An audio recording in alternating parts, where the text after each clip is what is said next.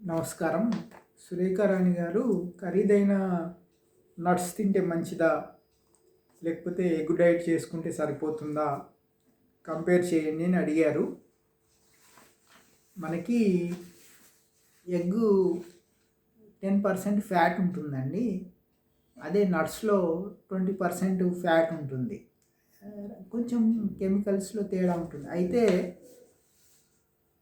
ఇప్పుడు latest keto diet యూరోప్‌లో, అమెరికాలో లేటెస్ట్ అనాలిసిస్ రీసెర్చ్‌లో ఏం తేలిందంటే గింజలు మంచివి కాదు అని తేలింది. అంటే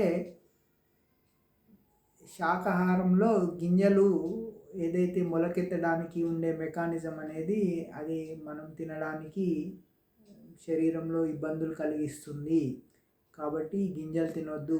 గింజలు తినకుండా కీటో డైట్ చేస్తే దాన్ని కార్నివోర్ డైట్ అంటారనమాట. ఇప్పుడు కార్నివోర్ డైట్ అనేది లేటెస్ట్ ట్రెండ్ అనమాట. గింజలు ఈవెన్ మన విజయవాడలో కూడా కొంతమంది కార్నివోర్ డైట్ చేస్తున్నారు. వాళ్ళు గింజలు తినట్లేదు. నన్ను కూడా గింజలు తినొద్దండి అని చెప్తున్నారు. నేనేమో తింటున్నాను. ఎందుకంటే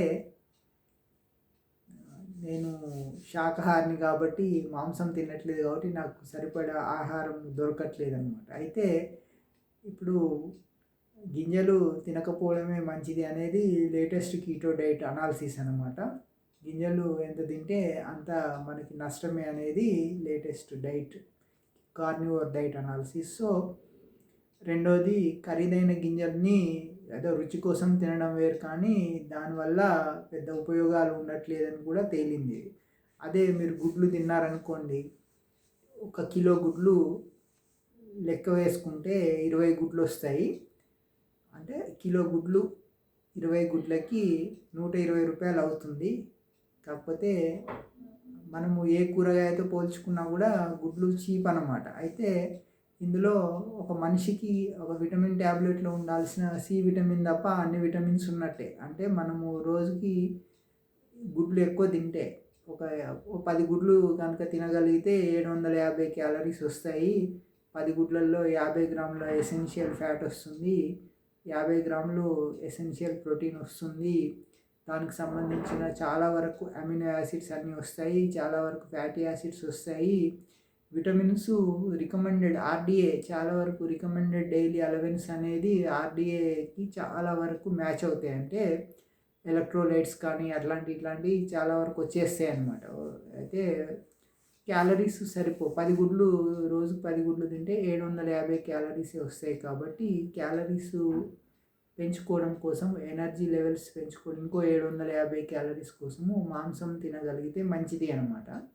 నేనేంటంటే నేను 1 మీల్‌కి అలవాటు అయిపోయింది. నేను రోజంతా కోకోనట్ ఆయిల్ తాగుతుంటాను. కాబట్టి సాయంత్రము ఒక 5, 6 గుడ్లు, 4 గుడ్లు, ఒక మామూలుగా అయితే 4, 5 ఎక్కువ నాకు.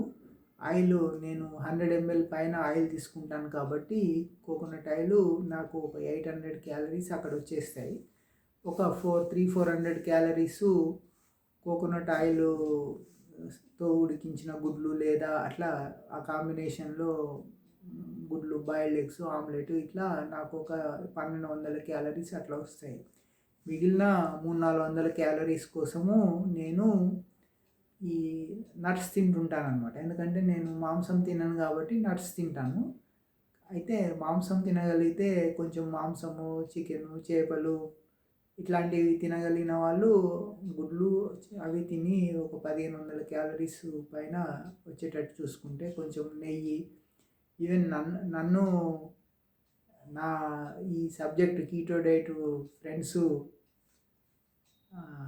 కొబ్బరి నూనె కన్నా నెయ్యి మంచిది కదా అంటే, కొబ్బరి నూనె పూర్తి శాకాహారము, నెయ్యి మాంసాహారం కింద వస్తుంది కాబట్టి నాకు మిల్క్ ప్రోడక్ట్స్ కూడా పడవు అనమాట. కొన్ని శరీరానికి నాకు మిల్క్ ప్రోడక్ట్స్, నెయ్యి కూడా పడదు.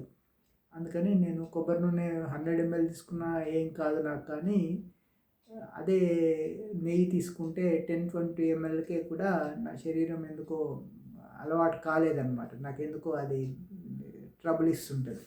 సో ఇట్లాంటి ఇష్యూస్ ఉంటాయి. సో లేటెస్ట్ ప్రకారము అంటే గింజలు మంచిది కాదు అని చెప్పారు కాబట్టి కంపారిజన్లో గింజలు మానేయండి, క్యాలరీస్ కోసము గుడ్లు తినండి, గుడ్లు సరే మాంసం తినగలిగితే మాంసము, చేపలు అట్లాంటివన్నీ తినండి. ఈవెన్ నెయ్యి తాగగలిగితే నెయ్యి తాగండి, లేకపోతే కొంచెం కొబ్బరి నూనె తాగి అట్లా ఏదో రకంగా ఒక 1500 క్యాలరీస్ వచ్చేటట్టు చూసుకోండి.